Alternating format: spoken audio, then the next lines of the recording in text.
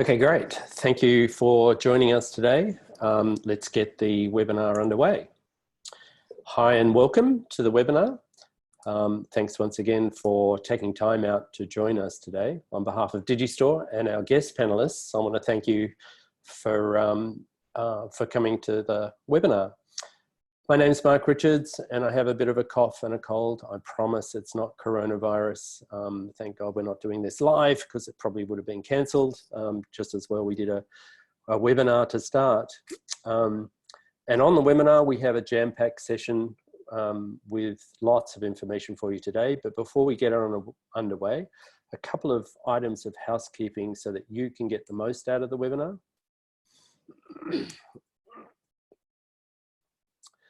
First of all, question and answer. Throughout the webinar, we encourage you to submit questions via the Q&A of the webinar control panel.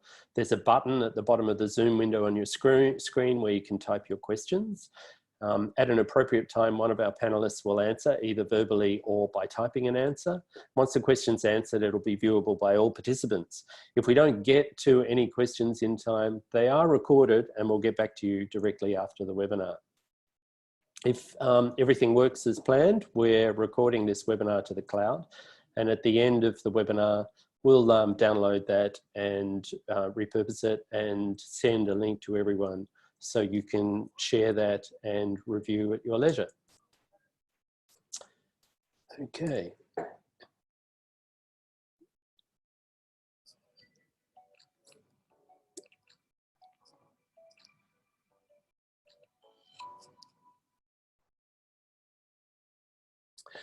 This year marks Digistore's 30th year in business. So just as a quick introduction to Digistore as an organisation, from the very beginning of those 30 years, we worked with video production and broadcast professionals to utilise new and emerging technologies to achieve their broadcast goals, their production goals. In the very early days, we provided storage solutions for editing and post-production applications, but as Digistore's size, skills, expertise, and our vendor relationships have expanded, we now address a wide range of application areas, all revolving around the need to create, manage, and distribute digital assets. From post facilities to broadcast operations, from single studios to collaborative network enterprises operating either across a room or across the world, Digistore empowers its customers through smarter technology and service solutions. In today's webinar, we're looking at a combination of the first two areas listed here, file-based workflows and asset management, using EditShare's Flow MAM. We work with a range of leading vendors. Our close working relationship with these vendor partners, like EditShare, mean that we can utilize their staff and resources to work with us on solutions for your needs. Media asset management is a very broad topic, and Flow has a deep feature set which would be impossible to fully cover in a short webinar. Instead, what we wanted to do was encapsulate how Flow can enhance key workflows and to support this with real-world examples and short demos so you can get a feel for how Flow can be applied to common scenarios. The webinar we intended really was a taster that hopefully encourages you to explore further. Flow is included with EditShare storage solutions, so many of our customers already have it and may not be using it. So this is a great example to get a quick look at what the key features are. I'd like to introduce today's panelists to you. First of all, Paul Hayes. With over 30 years experience working across film and TV production industry in Asia Pacific, Paul's designed and supported hundreds of broadcast and post-production systems. He's a regular at World Trade events and has presented papers and conferences on collaborative storage and digital workflow techniques. Bayon's deep experience in installing systems and training operas have made him arguably one of the best demo artists around. As a senior pre-sales engineer, Bayon has been supporting EditShare sales and marketing activities across the Asia Pacific region for almost 10 years. Of course, during this short briefing, we can't answer all your questions or address the application areas specific to each of you. So I'd encourage you to contact Digistore, your Digistore account manager, or Digistore generally so that we can help you further. Here are our main contact and communication channel details, but you should all have my email address as well. So feel free to email me directly using reply to the webinar registration or reminders or whatever. And I'll make sure your questions or inquiries are directed to the right place and responded to accordingly. I did want to mention a special that we're running currently. EditShare Flow MAM, as I mentioned, is part of EditShare's advanced shared storage solutions. EditShare and Digistore are currently offering 20% off selected EFS shared storage solutions as a trade-in for older shared storage. Conditions do apply, so contact us to discuss whatever options for your storage and needs are. EditShare's award-winning EFS solutions are the perfect fit for applications requiring fast shared video storage plus video asset management. All EditShare EFS systems include Flow, which we're looking at today. Okay, I'd like to pass now to Paul Hayes. Paul, feel free to grab the screen and unmute yourself and take over. Great. I should be unmuted. All good? You can hear me? Yes.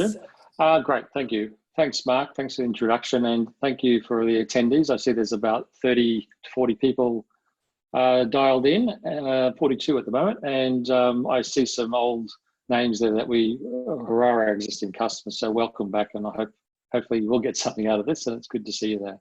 And for new people, I hope that, as Mark said, this just whets your appetite and gives you a quick overview about what is possible with the range of products that we sell. So today's topic is the top 5, and I'm going to just do a quick, so let me click on the right screen. I'm just going to do a quick overview about what you'll be seeing and who we are, what we do for the new people.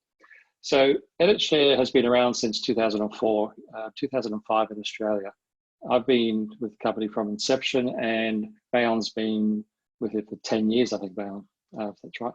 And EditShare's about making tools that simplify storytelling. Our elevator pitch, I guess you'd call it, is we develop and sell collaborative storage and workflow solutions for creating media on-premise, in the cloud, or somewhere in between. We'll talk about that a little bit today so you understand how we fit in the future of cloud. Where do we play? We play across pretty much all of the markets that make media content. These are some of our, just some names that pop up around the world that you might recognize in the advertising, broadcast, production, news. We're big in education as well as, some of the other places, sporting clubs and big names in the US and Europe. And of course, in the corporate area, we're getting some very big names. In fact, some of our notable recent names, things like Facebook, Apple have been a customer for a long time, actually. I think they're up to like their 3rd generation of gear. Ubisoft, one of the biggest games developers in the world. And of course, names like Google, NHK, one of the biggest broadcasters still in the world. So there's some big customers amongst our list.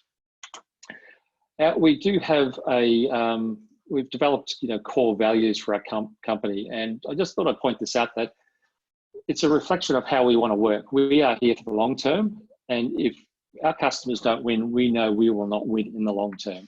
We're in it for the long term, and we're not a fly-by-nighters that are going to push a box to you and disappear out of the country.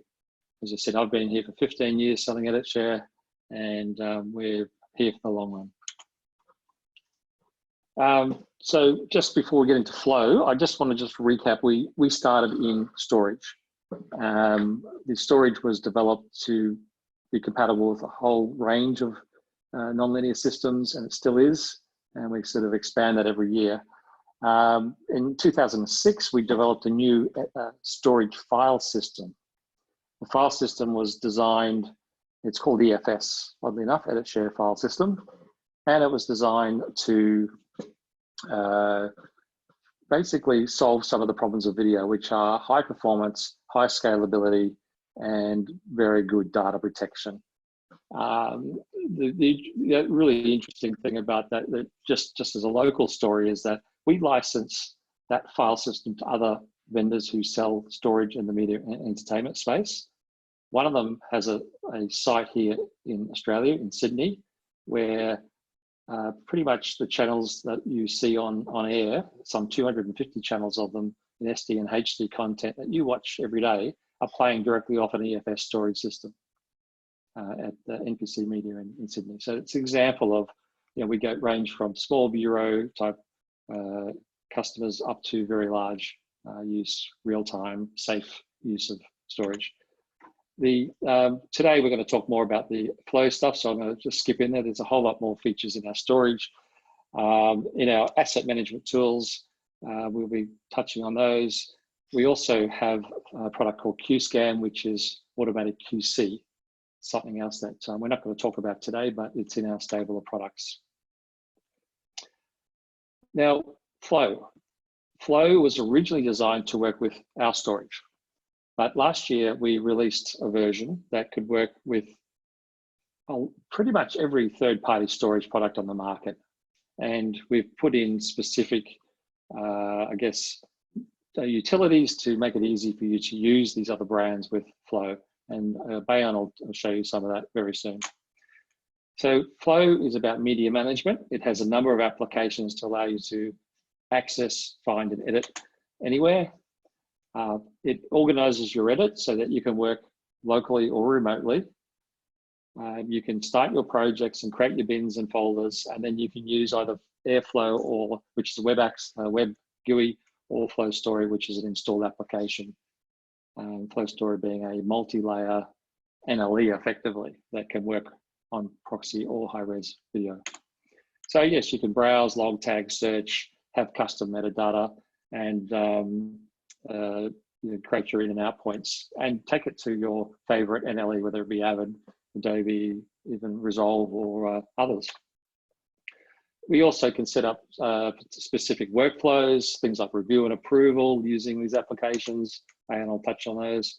We have a workflow automator called Flow Automation, which again, Bayan will show you how these actually work and can add a lot of value to your workflows.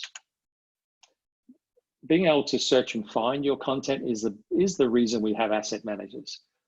Storage is getting bigger and bigger. People are storing more and more video and other content, graphics and audio and all sorts of files. You need to find it again, not just by file name, but by all sorts of ways that you need to search. So being able to easily create custom metadata for your needs and have more than one set of metadata. It's no use having a metadata that's got 100 fields in it. It becomes complex to fill out, whereas you can have different templates for different genres. We can handle that very easily. People are also always talking about AI these days and how we integrate. Bayan will touch on some really good integrations with a couple of tools on the market that can help you today. And of course, Flow is cloud-enabled media management. If you want to have a private cloud, when every time you use Flow, you can actually have your own private cloud. And you can also run it in a public cloud, such as AWS or Azure and others. We're actually doing projects in China in Tencent Cloud at the moment, for instance. Flow Story and the Flow web apps are cloud-enabled. Okay, so enough of me gabbering on. I want to pass it over to Bayan, and he is going to do a live demo of the top 5 Flow features. Over to you, Bayan. Hey, Paul, there was one question. I don't know whether you wanted to answer it live. Sorry, I didn't see it. Yep. Which oldest shared storage solutions are able to be traded in? Practically any professional system. It doesn't have to be EditShare. It could be Avid. It could be Facilis, whatever. Just see the people at sales guys at Digistore, and we'll just make sure. But there's not many caveats on this. I hope that answers your question, John. Okay, hi everybody, Bayan here. I'm just going to take the screen from Paul, so 1 second. All right, so you should all be seeing the landing page for an EditShare EFS 2020 server, which includes, I guess, all of the different tools and features of the EditShare environment when working with our storage servers themselves. Now, we want to talk about the top 5. All right, so the top 5. Let me switch across. So the first point here is we want to use Flow to index all of your media assets automatically on any network storage and make them instantly available to everyone in your organization, anywhere and on any network. All right, so Flow is definitely capable of doing this, but how exactly does it do that? Well, the first thing you're going to want to do is you're going to look at all of the different storage tools that you have, storage platforms. All right, you want to consolidate them into one media asset management platform, one catalog. Okay. Now, Flow, as Paul mentioned, recently allowed you to do this. All right, we were once coupled only with EditShare storage. All right, but as you can see here, I'm now inside of the Flow control administrative tool for Flow. And under my storage tab, I actually have the ability to list all of my different storage locations with their types. And you can see that I actually have a combination of some EditShare storage and an Amazon S3 bucket here as an example. Now, obviously it's unavailable, not mounting, because I haven't configured that properly. All right. But the point is, when you come along to your manage tab and hit add, all right, you actually are given the ability to select from quite a wide list of different storage products. Okay, now this is how you add storage into Flow. Right, you can see I've got Amazon S3, I've got Archiware, I've got Facilis, I've got generic SAN or generic S3. I mean, so this is why it's so powerful. You don't actually have to, you know, work with a particular branded product. All right, we do also offer support for generic technologies such as Samba. Right, pretty much the majority of NAS products out there, they will all offer you a Samba share of one variety or another. As long as that's possible, Flow can definitely scan it using this option right here. So you simply select the Samba option, put in your host details, your share name, your username, your password, okay? Click add, and that will then become an available storage location for you to scan and add users to with permissions, all right? You can decide whether you want to create proxies, you can decide whether you want it to scan on a regular schedule, for example. So I can create scheduled scan jobs in my next tab here where I can say, I want this location to create proxies.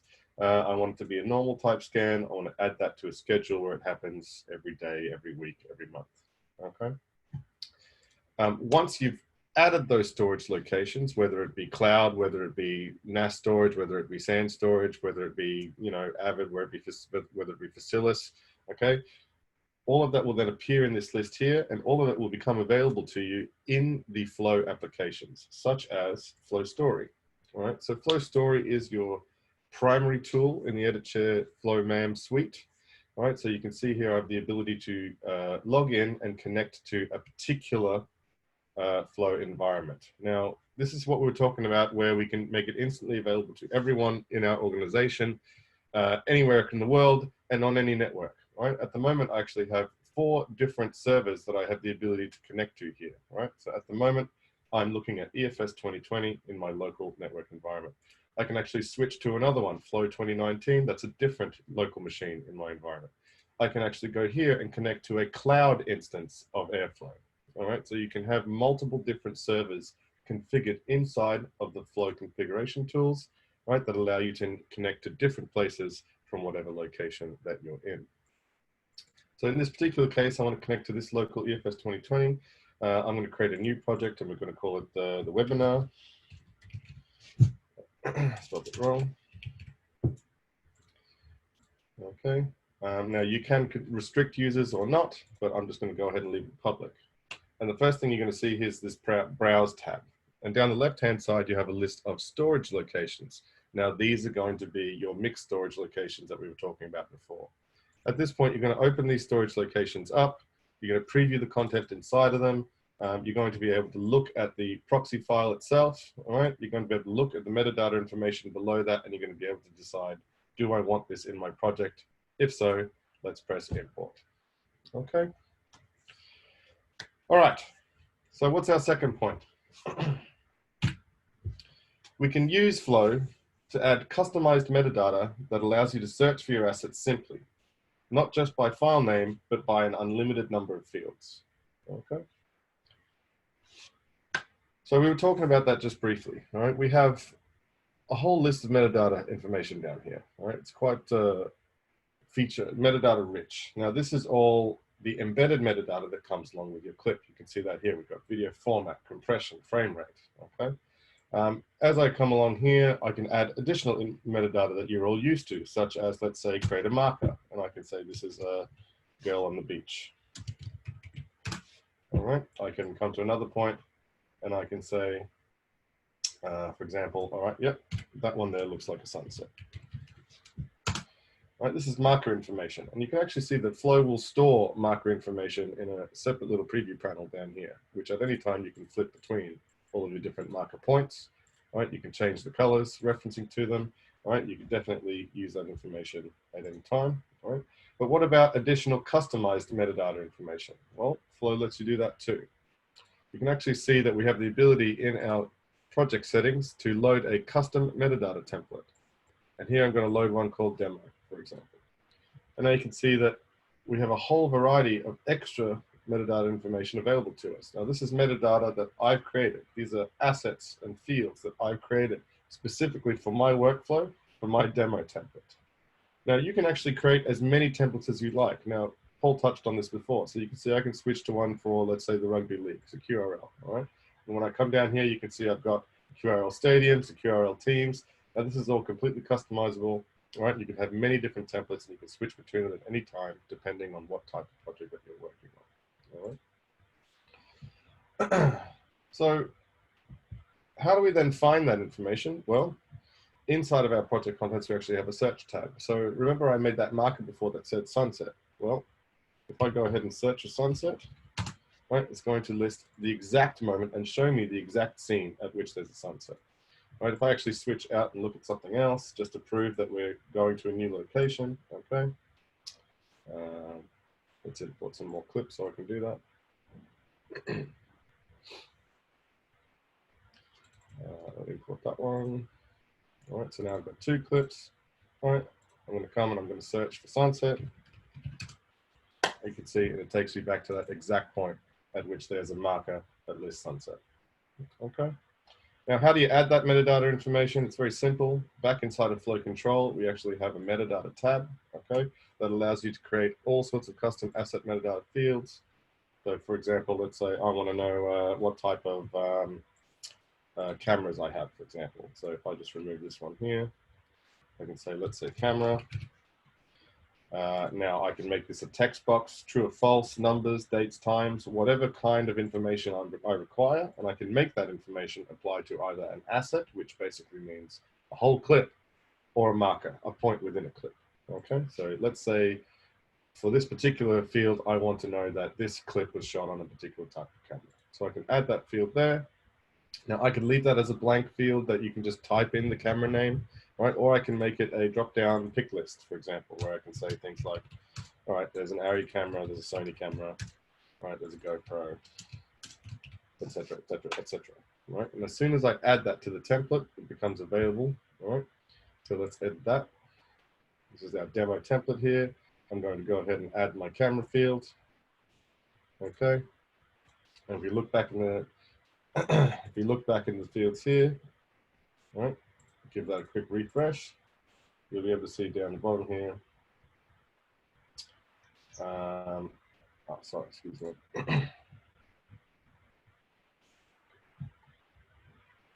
That I actually have a camera field, Arri, Sony, GoPro. So you can see it adds that pretty much instantly. Okay. All right, so our next point. Use Flow to access all of the logs and edit decisions you've made from anywhere in the world in your preferred video editor applications. All right, so what does that mean? Well, we've created a project here. We've brought in some clips. We've added some markers. Okay, now we actually want to go ahead and get to the stage of creating a cut, a rough cut, a decision list. So we can actually switch over to our second tab here called Edit. All right, so now we're inside of a lightweight, fast turnaround, local or remote editing tool. Now that is Flow Story, which is actually built off the engine that made Lightworks. Okay, so Lightworks is an EditShare product. We took the powerful engine of Lightworks and built Flow Story. Now you can see you've still got access to all of your storage locations down the left-hand side, so you can always import more content from your storage locations. You've also got the ability to import local files, all right, files from your local machine, or import content from, let's say, stock music libraries, stock audio libraries, or stock video libraries, okay? All of that can be brought in directly to your project. All right, but if I'm looking at my project here, you can see I've got an empty sequence, and I've got the couple clips that we were looking at before. So how do I start making my rough cut? Well, I can look at the markers that we were talking about earlier. So I know that this one was girl on the beach, and I can actually bring that into our sequence, right, and start using that there. All right, I can mark in and out points manually, right, and I can insert them directly. All right, so you can see it's actually very simple, right, to start creating your rough cut. All right, just like you'd be using a regular NLE, except it's designed to happen fast. It's designed to use all of the metadata information that you've already created, and it's designed for you to be able to drag that entire project directly into your preferred NLE, and all of that marker information, all of that metadata information will carry over with it. So as an example, if I create a marker here on the sequence and I say, let's say snorkeling, all right, and we open up our friend Premiere. Now, it doesn't have to be Premiere, like Paul was saying. We work with Flow, we work with Lightworks, we work with Avid, we work with Premiere, we work with Resolve, we work with Final Cut. It's up to you what craft editing tool you want to use, right? But the idea is that Flow Story will work with it as a collaborative remote editing tool. Now, as soon as I drag that sequence across, you can see it's brought in my associated media, right? And it's built the high-res timeline for me, right? And brought in all of the metadata associated to it, okay? Have we got any questions so far? How are we doing? I'm keeping an eye. There hasn't been any. Thanks, okay. Leon. Fantastic, no worries. I'll keep going then. We'll have a time later that they can also just, if they have any questions, we can have a quick chat at the end. Yeah, for sure, for sure. All right, now accessing all of this metadata, all of this information across the world, we also do want to mention Airflow. Now, Flow Story is the client application. Flow Story is the tool that you would install on your Windows or your Mac PC, sorry, your Windows PC or your Mac, all right? And that would then be accessible across local networks, or also you can stream all of the content inside of your storage locations as proxies across the internet to your machine when you are remote. Right, so that is how Flow Story works in a remote instance. Right, you're off-site with your laptop, you open up Flow Story, the same project is available to you, these same clips are available to you, and they will stream the low-resolution proxy file across the internet directly to your machine. Right? Now, you may be wondering what happens to the local high-res files that I've mixed into the timeline. Well, actually, that's a great question. All right, you can actually right-click on any sequence, and you can publish a flow sequence, and it will ask you, what do you want to do with the local unzipped clips? Well, we actually want to upload them to the storage location itself. Okay, so it's sort of like hitting render and walking away, except the render process includes an upload step for any local pieces of high-res that aren't on your remote servers. Okay? But we've also got Airflow. So Airflow is basically a web access portal to exactly the same interface. So you can see here it looks very similar, right, to Flow Story. I've got my storage locations down the left-hand side, which I can browse. I can open up the clips. I can play them back. Okay. All right, and I can add metadata and markers to them. You can see I've got the same metadata here, which I can select and I can update at any time. I've got my marker list here. I've got my projects where I can create my bins and my sequences, okay? Everything is available to me, all right? As well as a few additional features, such as I can upload clips back to the server, I can download media, I can download proxies. All right, so this tool is useful for, let's say, producers or directors that are off-site, anyone that's out and shoots a clip with their phone and maybe wants to upload a file back, anyone operating on a tablet, all right? This is also useful for, let's say, a customer base if you want to give them access to their content without giving them access to the entire storage environment. Okay. Sorry, so point 4, use Flow to automate really complex workflows, allowing your creative people to do just what they are really paid to do, create great content. Okay. So how do we do that? Well, a lot of other products have automated workflows, but they are so complex to use. They're so complex to configure that it costs a lot of money from the vendor. You often never get it perfectly right. And then the product just sits there not being used because of its over complexity. Now, EditShare decided we don't want to do that, right? We want to offer you the ability to build that automated workflow with a very simple UI. And that's when we built Flow Automation, okay? So flow automation is exactly that. It's a automated workflow builder, right? A tool that allows you to use your own hands and your own brain to build an automated workflow in your environment. Now you can see down the left-hand side here, we have a list of templates. Now these are templates for doing different things. All right, so in this particular case, I've got one, let's say archive to cloud. All right, it's a very simple template. It's only 3 nodes. All right, the first one is to trigger it. Right, so there's always a trigger at the start of every template. How can you start the job? How can you pull the trigger on the gun? Well, in this case, you've got a watch folder. All right, you've got a time. Right, every 3 o'clock every day. You've got an interval, let's say every 2 hours. Okay, you've got a change in metadata. Someone updates a field to say, you know, Ari instead of Sony, for example. These can all be different triggers on jobs. In this particular case, we've got an external trigger. All right, set up.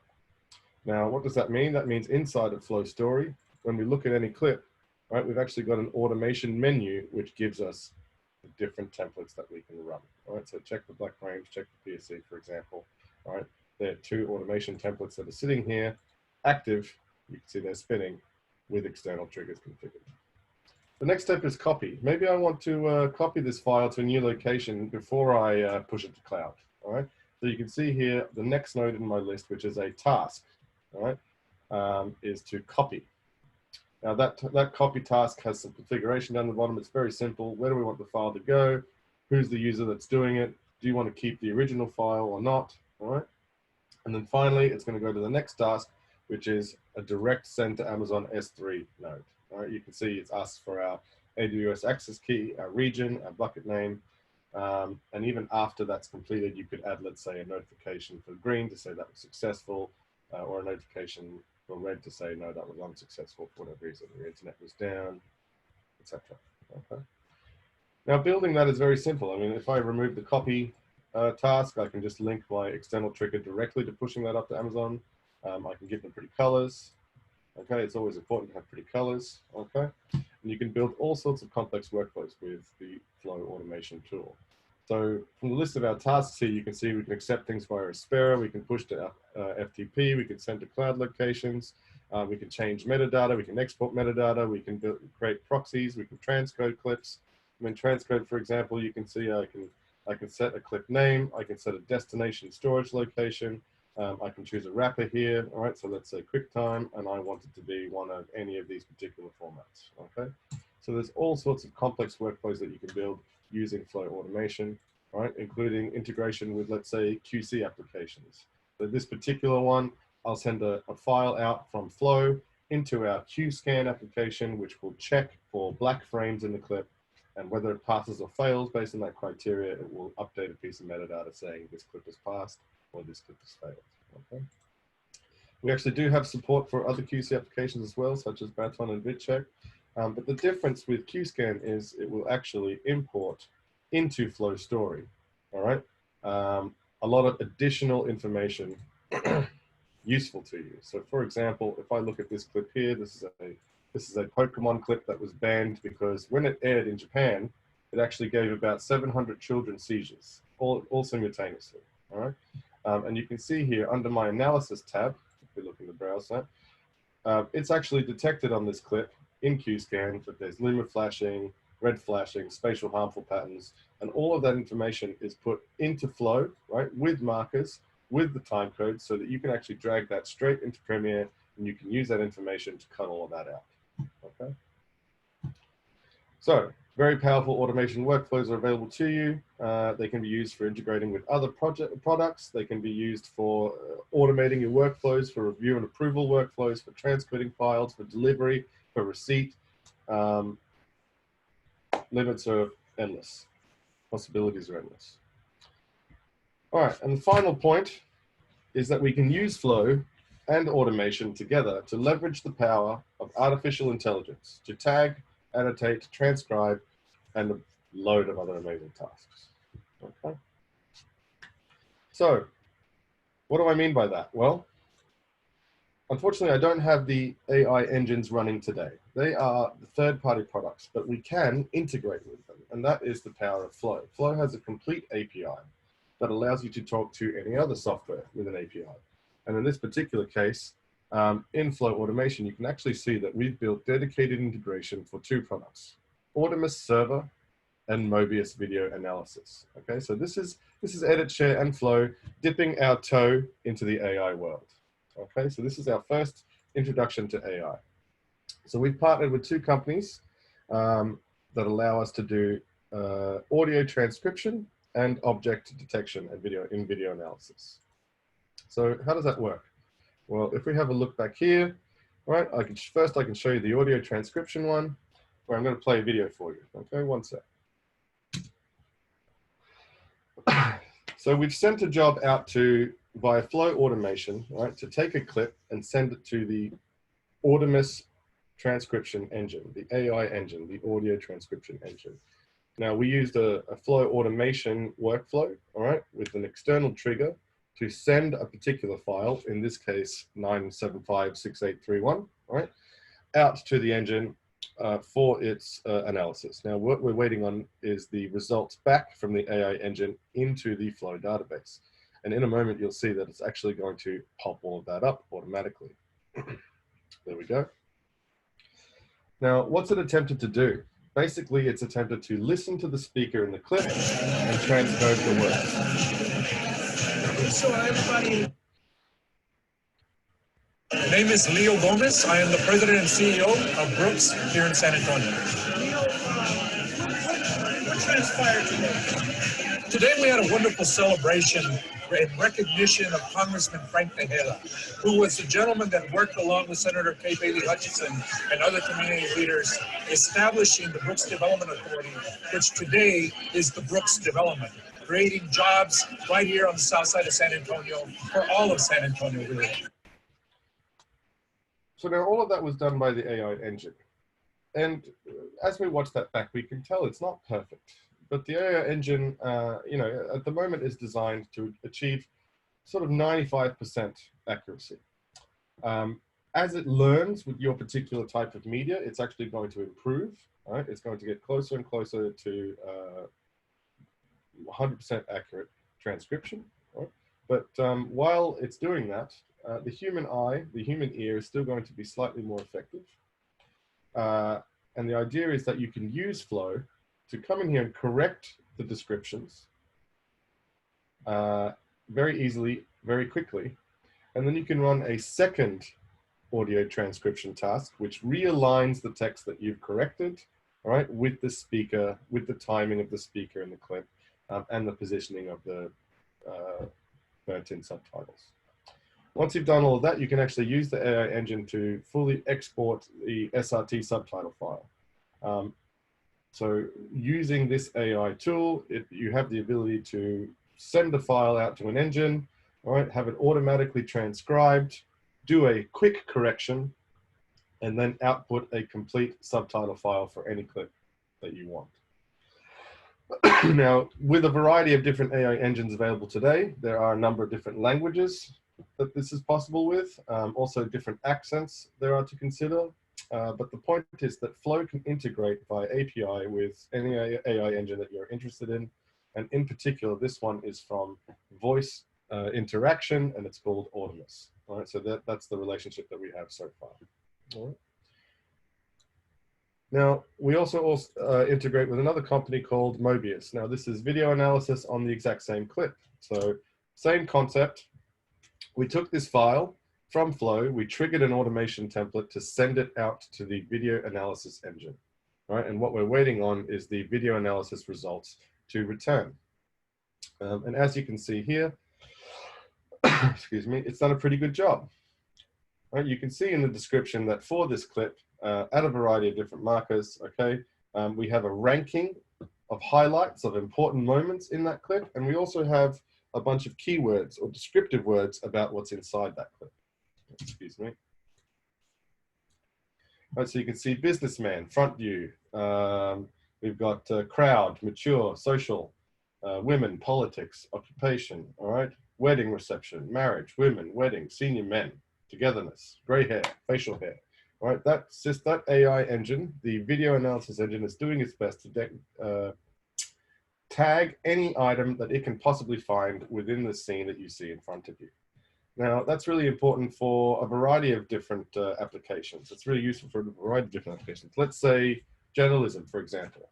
right? At the moment, in many journalism companies, they'll receive media that coming in from external sources, and they will have a human sitting there logging, tagging, cataloging every clip that comes in so that it will be searchable or usable in the rundowns, all right?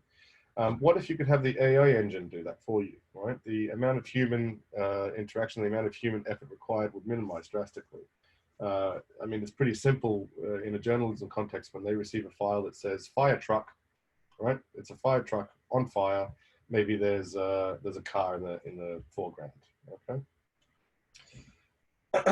The highlights and ranking is it attempting to tell you what is the most important part of this clip, such as let's say in a Lamborghini commercial, for example, right? I've ran a Lamborghini commercial through this AI engine, and it ranked the most important scene as the Lamborghini commercial being the very last shot when the Lamborghini logo spins around on screen, right? So that's correct in that sense. It would be the most impactful or most important moment of that scene.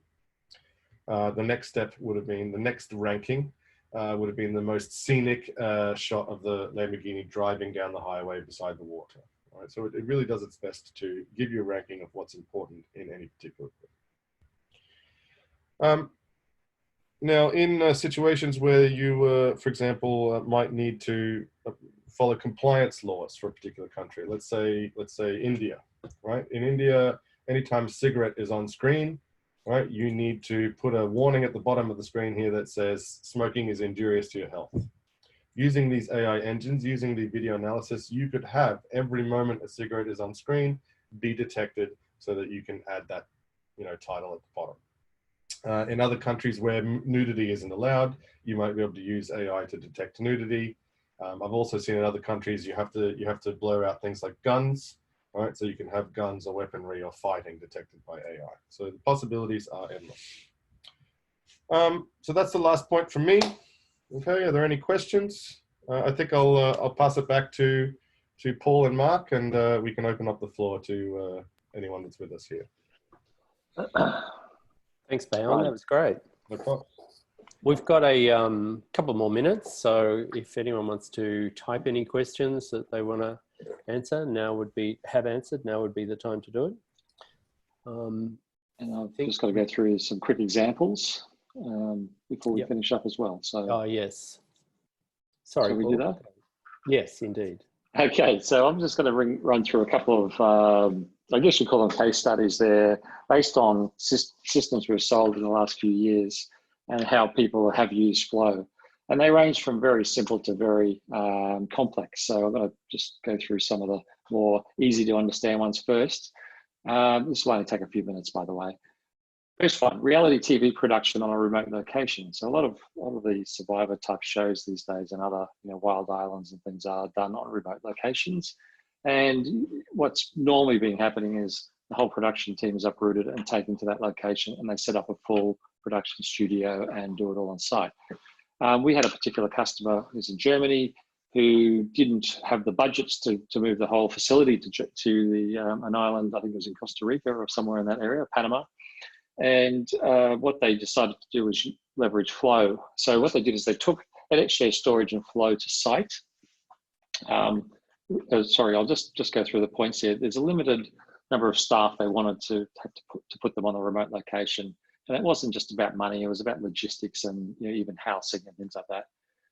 But they wanted to do promos while the production was in process. And then as soon as it was finished, grab the storage back and craft edit it. But they didn't want to have to sit 3 weeks or 4 weeks editing up all the content. They wanted it to be edited along the way. So the solution was really simple. It was ingest to storage on site. Flow makes proxies. They could do logging on site and rough cut editing. Back in the main facility, producers had access to all the content via Airflow. They could download high-res material if they wanted to for their promo needs. Ahead of the actual launch of the program, and they could also approve the cuts that will be done on site through the Airflow web interface and some custom metadata fields. All right, when they brought the storage back to Germany, all they had to do then was link the sequences in the NLE to the media, and away they went, finished it up. Pretty simple. That's an example. Number two, this one is Australian customer. They're a corporate department that had a lot of stock footage that they use for promotional media applications. But they had no visibility to it. It was on a number of storage systems, and it ranged from content that was shot way back in very early days, last 20, 30 years, right to modern day. By the way, somebody's just opened a question up there. Bayan, if you want to have a look at that too while I'm talking. So they wanted a platform that could store could manage multiple storage devices and make the video and the graphics and other assets available to their team around the globe. They obviously the value of logging and marking up and then searching for it was really important as well. So with Flow manages the storage, it makes proxies, and it does it on multiple storage. They can grant specific users in their organization rights to view proxy, to be able to download proxy or high res. That could be another right. And then also upload new content. And the last one was delete. They wanted to have the ability to make decisions on delete because individual teams, manage individual content. Okay, so that's another way that we can use Flow very well. Third one, education. Quite a simple workflow, but some of the academic staff in one of the Australian universities wanted their staff and tutors to give feedback to draft versions of student productions. So the students, would then re-edit based on the comments and whatever, and then resubmit. So basically set up a template in Flow Automation where students submit by, I think, ticking a box and filling out a field of their subject and whatever. And then a notification from Flow Automation gets sent to the tutors or the academic staff to say that a draft has been submitted. They can then add comments and markers using Airflow. They can say this shot's out of focus, or what, you can't use that music, it's copyright, whatever. And then the students, when the academic staff are finished, they resubmit it themselves in a different way, and the students get notified to review. Okay, that's another an idea of having an integrated workflow. And this one's quite a complex one, but it's been in use for about 2 years at a major broadcaster. In their particular case, they have news bureaus around the country, and they wanted to submit XDCAM HD news footage to the central storage, but they log the information externally. The reason they do that is obviously for the content to be logged to say what it is, but also the program, the specific team that had to work on it had to be nominated ahead of time. So it just doesn't go in one big pool.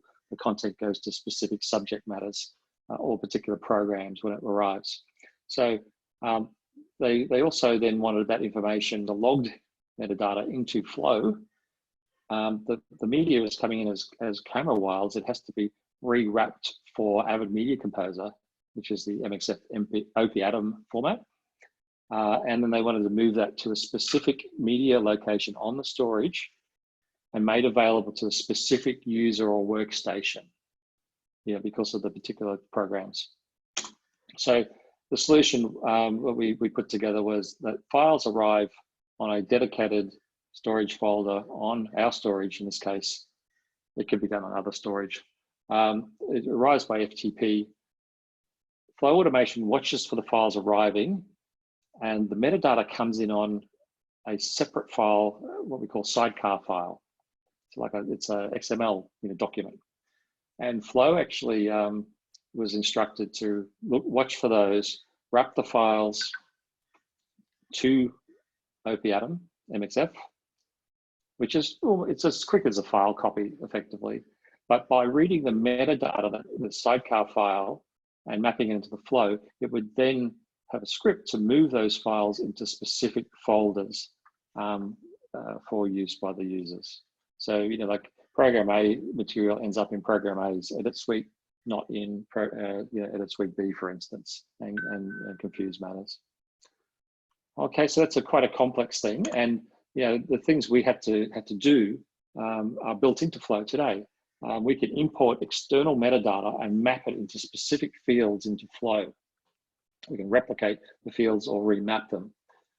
And this is the automation template. In fact, this is a draft that was, I guess, our factory acceptance testing. It's not the final, but at the end of the day, you can see it's watching for files arrive, make sure they are MXF and not some strange file that's arrived.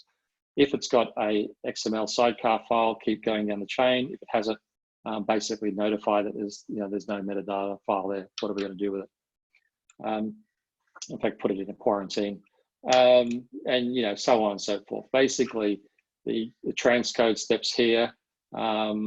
It looks for the workstation name in that metadata, and then if there is one, it's a particular path. If there isn't one, there's another path. So there you go. That was a few quick overviews of how Flow is being used way beyond the just logging and allowing you to take it to an MLE. So if we have any questions, now is the time. There are a couple of questions, Paul. I don't know whether you want to read them out and answer them live.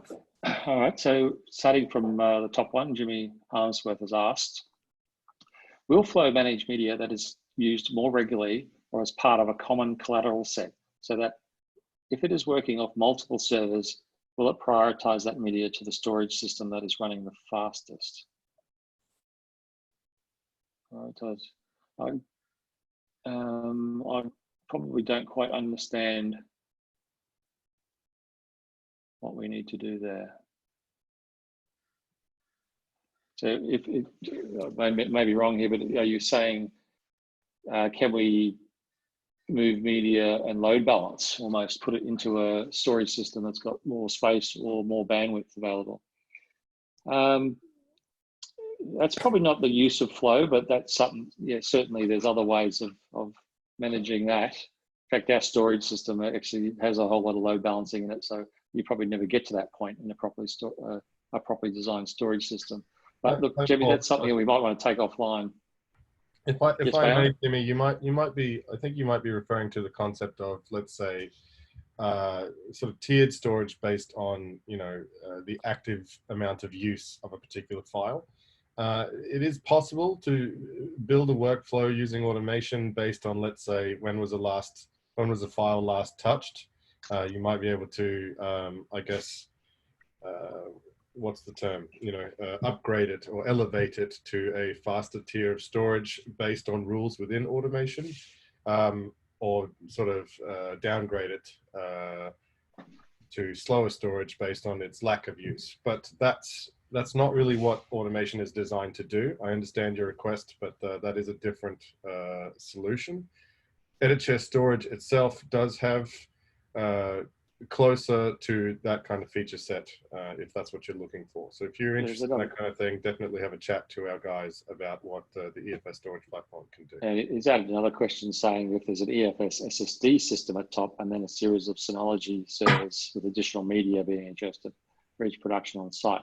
So yeah, that's perfectly fine. But typically the workflow would be to work on your EFS SSD system for a particular project and all of the content that is relevant to it. And when you're done with the project, use an automation workflow to archive or relocate that project to the slower tier Synology service. At the moment, I think what you're asking for is there an automated way to have it detect whether that project's being used or not and then relocate it automatically? At this stage, in the way that EditShare and Flow works, you would still need to relocate that using a push button. Okay. I'm just looking at another one. Okay, so type answer. Okay, I'll have to use Flow to ingest and add metadata import and wrangling stage. Yeah, okay. Certainly that's a possibility. Yeah, absolutely. So sorry, yeah, hi John. Definitely, you can use Flow to ingest and add metadata at the import stage. If you've got, let's say, a bunch of camera cards, you could set up an automation workflow to detect all of the content that you dump into a particular folder from a camera card, as an example. All of that will then instantly become available in Flow. You'll be able to add your metadata. You'll be able to transcode if you like. And yes, it doesn't matter if that's EditShare storage or third-party storage. Do you want to answer Fiona's question there, Bayon? How complex is it to have two-way flow from EditShare to NLE and back? It seems speedy on demo, but how complex is it for ongoing edit/review scenario for a large project series? Okay, so it is possible. So what you saw me do was sort of an outgoing movement of metadata from Flow into your NLE, and that is the idea. In that, once you get to your craft editor, you're truly doing a craft edit, and then you're doing an export to, let's say, a master file or another single clip. If you have a need to go back and forth for review and approval, at the moment we recommend you stay inside of the Flow Story environment, because that would then allow for immediate, I guess, metadata. Immediate handover between a variety of people, immediate response in terms of automation workflows, immediate changes in terms of metadata for let's say that's approved, that's not approved. If you stay within the Flow Story or Airflow environment to do that review and approval process, all of that is very, very simple. If you come out to the NLE, do some changes and then want to bring it back in, that is also possible, but it is slightly more manual process. You need to export the sequence file from your NLE and then import it manually into Flow Story. That's pretty much the additional step there. Flow Story will recognize the cuts and the changes in your sequence. It may not be able to interpret some of the more advanced effects and transitions and things that you've put into the sequence within your craft editing tool, but it will have that information held in the sequence metadata for the next time that you drag it back out to an NLE. Hope that's okay. Are you able to get metadata or markers from NLE to Flow? Similar to the question that I just answered. Yes, it's possible, but it's a manual export of your sequence file and then import back into the Flow environment. If you're talking about on a clip, that's very easy. You can just export a sidecar metadata file for a particular clip. And then when you add that sidecar metadata file to the same location as the original clip inside the storage, next time Flow will scan that location, it will automatically import all of that metadata information for you. And it actually can be made very easy using the metadata mapping tool that Paul mentioned just earlier in his piece. All right, ran through quite a few then, quite quickly. We did. That was great. I think we should wind up. So what I'll do is just share my screen.